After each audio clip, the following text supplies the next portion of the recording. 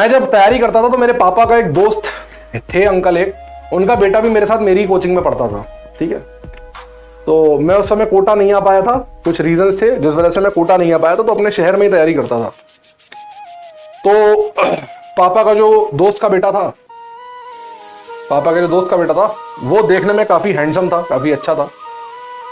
और वो पापा के जो दोस्त थे वो थोड़े से मतलब हमसे ज्यादा वेल टू डू थे, तो उसके पास, मैं साइकिल वाइकिल से जाता था, उसके पास स्कूटी थी उस समय, तो वो स्कूटी से जाया करता था, तो मैं उसके साथ में जाता था, है ना। तो हमारा आना जाना साथ में था, हम साथ में कोचिंग जाया करते थे, साथ में कोचिंग से आया करते थे। था क्या कि मैं अपनी कोचिंग के जो बैच था उसमें टॉप वाले बैच में था, सबसे अच्छा वाला जो बैच था, और वो जस्ट एक नीचे वाले बैच में था।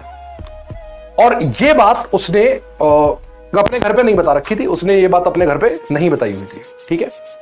घर पे ये बात उसने अपने नहीं बताई हुई थी।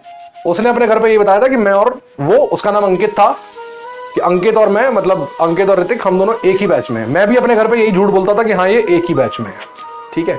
भाई ने बड़े हाथ पैर जोड़े थे मेरे कि यार तू ऐसे झूठ बोल दिया कर, तो मैं भी झूठ बोल देता था, है ना। तो एक दिन उसके पापा अचानक से पहुंच गए, फीस देने गए होंगे तो पहुंच गए। वहां उन्हें पता लग गया कि वो, जैसे मेरे वाले बैच का नाम था J1, उसके वाले बैच का नाम था J2, तो उन्हें पता लग गया कि वो J2 में है, J2 में है। तो वो घर पहुंचा, तो घर पहुंच के पापा ने सेवा करी होगी उसके पापा ने उसकी काफी सेवा करी, चप्पलों से, जूतों से, डंडों से। तो उसके बाद उसे एक जुनून सवार हो गया, उसको एक जुनून सवार हो गया कि मेरे को J1 में आना है, मेरे को J1 में आना है। अब सुनना ध्यान से कहानी यहां से, उसको एक जुनून सवार हो गया कि मुझे J1 में आना, ठीक। अब J1 में आने की कहानी क्या होती है? J1 में आने की कहानी ये थी, J1 में आने की कहानी ये थी कि हमारी कोचिंग में एक टेस्ट हुआ करता था, हमारी कोचिंग में एक टेस्ट हुआ करता, छोटी सी कोचिंग थी, 3 लेक्चर होते, 3 लेक्चर के बाद एक 20 क्वेश्चन का टेस्ट हुआ करता था, 20 लेक्चर का टेस्ट हुआ करता था। 20 क्वेश्चन का एक छोटा सा टेस्ट होता था, 15 मिनट का छोटा टेस्ट होता था, एक दिन फिजिक्स का, एक दिन केमिस्ट्री का, एक दिन मैथ का, ठीक है। ऐसे करके एक टेस्ट हुआ करता था। तो अब क्योंकि कोचिंग छोटी सी थी, बहुत बड़ी कोचिंग थी नहीं, छोटी सी लोकल कोचिंग थी, उनके पास क्वेश्चंस का नंबर भी लिमिटेड था। उस टेस्ट की रैंक के हिसाब से हर 2 हफ्ते बाद, हर 3 हफ्ते बाद शफलिंग होती थी।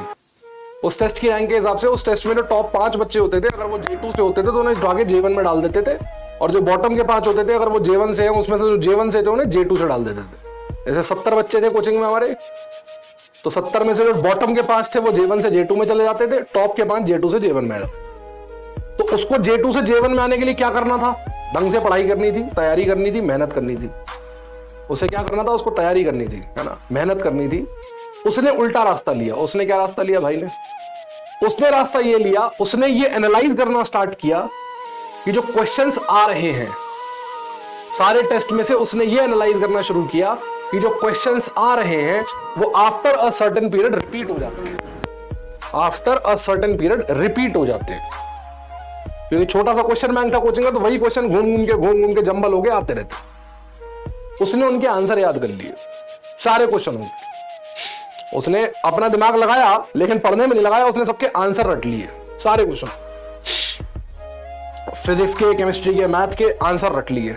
क्वेश्चंस के साथ उसने आंसर रट लिए, इसका आंसर ये, इसका आंसर ये, इसका आंसर ये, इसका आंसर ये। धीरे धीरे उसकी रैंक उछलनी शुरू हो गई, धीरे धीरे उसकी रैंक उछलनी शुरू हो गई, धीरे धीरे वो याद करता गया, उसकी रैंक उछलनी शुरू हो गई। एक दिन ऐसा आया कि वो टॉप 5 में आ गया, टॉप 5 में आके वो J1 में आ गया, टॉप 5 में आके वो J1 में आ गया। और J1 में आके उसने अपने पापा को ये प्रूव कर दिया कि देखो मैं J1 में आ गया, मैंने बहुत मेहनत करी है। उसने अपने पापा को ये प्रूव कर दिया कि मैं J1 में आ गया, देखो पापा मैंने बहुत मेहनत करी। पापा उसके भाई इंप्रेस हो गए, गजब इंप्रेस हो गए। और मेरे पापा के ऊपर आके, मतलब मेरे पापा के ऊपर उस दिन रात शाम को घर आए, तो मेरे पापा के ऊपर मतलब आके बोले कि यार तुम्हारे लड़के का देखो, तुम्हारा लड़का भी J1 में, अब तो मेरा लड़का भी J1 में आ गया, वो भी बढ़िया मेहनत कर रहा है ना, उसका भी सिलेक्शन हुआ, उसका भी सिलेक्शन हुआ, वो भी अच्छे कॉलेज में जाएगा। पापा बोले हाँ अच्छी बात है, वो भी अच्छे कॉलेज में जाएगा, बढ़िया। खैर कोई बात नहीं, समय बीतता रहा, कोई टेंशन नहीं, समय बीतता रहा, कोई कुछ नहीं। फिर आया एग्जाम, फिर आया एग्जाम। जब एग्जाम हुआ आईटी का, जब एग्जाम हुआ तो आईटी के एग्जाम में मेरी रैंक आई 4849, 4849। ये मैं आपको रैंक बता रहा हूं AIEEE की, क्योंकि AIEEE जिसको आप लोग आज की तारीख में JEE मेन के नाम से जानते हैं, तो उसमें मेरी रैंक आई 4849। ठीक है, जिसको आप लोग JEE मेन का नाम, पहले उसी का रिजल्ट आता है, एडवांस का रिजल्ट तो बाद में आता है। भाई साहब की रैंक आई, मुझे एग्जैक्टली आज भी याद है उसकी रैंक, 1,52,839। 1,52,839। पूरे साल उसका टॉपर्स की लिस्ट में नाम था, हर डेली टेस्ट में वो टॉप पे होता था। एक बार J1 में आने के बाद वो दोबारा कभी J2 में फिसल के गया ही नहीं, क्योंकि उसे सारे क्वेश्चंस के आंसर याद थे। लेकिन जब असली एग्जाम आया ना, तो वहां उसके साथ चमत्कार हो गया, वहां उसके साथ चमत्कार। तो तैयारी उस एग्जाम की करो, उसकी लिस्ट में नाम लाने के मोटिवेशन से पढ़ो। ठीक है, और जो ईमानदारी से 2 साल उस एग्जाम की लिस्ट में नाम लाने के लिए मेहनत करेगा ना, गारंटी है मेरी, नाम उसका आने से कोई रोक नहीं सकता। चाहे वो ऑनलाइन से पढ़े, ऑफलाइन से पढ़े, गांव का हो, कस्बे का हो, शहर का हो, जिसका जज्बा सच्चा है, जिसकी मेहनत सच्ची है और जिसने ईमानदारी के साथ मेहनत करी है, वो सेलेक्ट जरूर होगा। पहले में नहीं, दूसरे में, दूसरे में नहीं, तीसरे में, किसी ना किसी अटेम्प्ट में वो सक्सेसफुल होगा ही होगा। ये लिखवा के ले लो मेरे से आज। ठीक है ना, तो फोकस करो मेहनत पर, फोकस करो नीट पर, फोकस करो मेहनत पर, फोकस करो नीट पर। नंबर बहुत अच्छे आए तो खुश नहीं होना, चौड़ में नहीं आना। नंबर खराब आए, डिमोटिवेट नहीं होना, आगे बढ़ने का हौसला लेके फिर से तैयारी करनी है कि अगले टेस्ट में और अच्छा करूंगा, अगले टेस्ट में और फोड़ूंगा।